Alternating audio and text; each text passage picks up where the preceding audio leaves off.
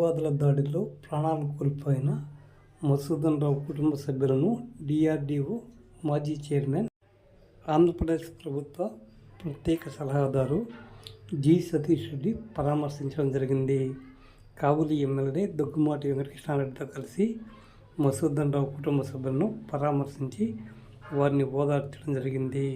ఈ సందర్భంగా ఆయన మాట్లాడుతూ ఈ సంఘటన జరగడం దురదృష్టకరమని వివరించారు. ఇలాంటి సమయంలో ఆ కుటుంబానికి అందరూ అండగా ఉండాల్సిన అవసరం ఉందని పేర్కొన్నారు. పాకిస్తాన్పై కేంద్ర ప్రభుత్వం కఠినంగా వ్యవహరిస్తుందని, ఈ విషయమై ప్రత్యేకంగా దృష్టి సారించినట్లు ఆయన వివరించారు. ఈ కార్యక్రమంలో పలువురు బీజేపీ, టీడీపీ నేతలు పాల్గొన్నారు.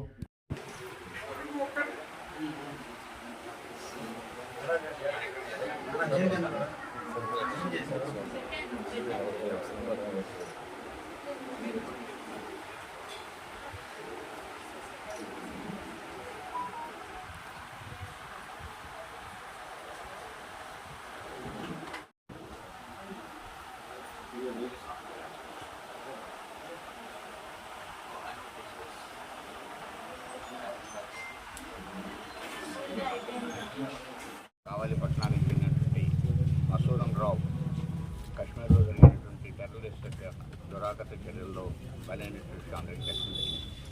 వారి కుటుంబాన్ని, వారి భార్యాపిల్లల్ని ప్రకటించేందుకు రావటం జరిగింది. మన ఇక్కడ కావలి ఎమ్మెల్యే గారితో కలిసి ఇంటికి వచ్చి ఇంట్లో వాళ్ళతో మాట్లాడి వాళ్ళ విషయాలు తెలుసుకొని, ఆరోగ్య పరిస్థితులు తెలుసుకొని వారికి ధైర్యాన్ని నింపేటువంటి ప్రయత్నం చేయడం జరిగింది. కుటుంబ వ్యవహారాలు ఏమిటి, ఎలా ఉన్నారు, వాళ్ళు మానసిక స్థితి ఎలా ఉంది, ఆరోగ్య స్థితి ఎలా ఉంది, ఇవన్నీ కనుక్కోవడం జరిగింది. గత కొద్ది రోజులుగా అందరూ కూడా ప్రభుత్వం నుంచి నిన్న మంత్రులు వచ్చి వెళ్ళారు. ఎమ్మెల్యే గారు ఇక్కడే ఉండి అన్ని విషయాలు చూసుకుంటున్నారు.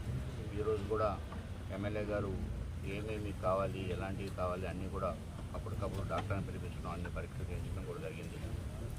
రాబోయే రోజుల్లో కూడా ఏ రకమైన సహాయం కావాలి, ప్రభుత్వంతో మాట్లాడి ఎలాంటి చేయొచ్చు అని చేశారు. అలానే పిల్లలు వాళ్ళ భవిష్యత్తు ఎలా ఉండాలి, ఏ రకంగా ముందుకు వెళ్ళాలంటే విషయం గురించి ఎంతసేపు నేను వాటితో చర్చించడం జరిగింది. చెప్పాల్సిన విషయాలు ఏవైతే ఉన్నాయో అవన్నీ చేయడం జరుగుతుంది.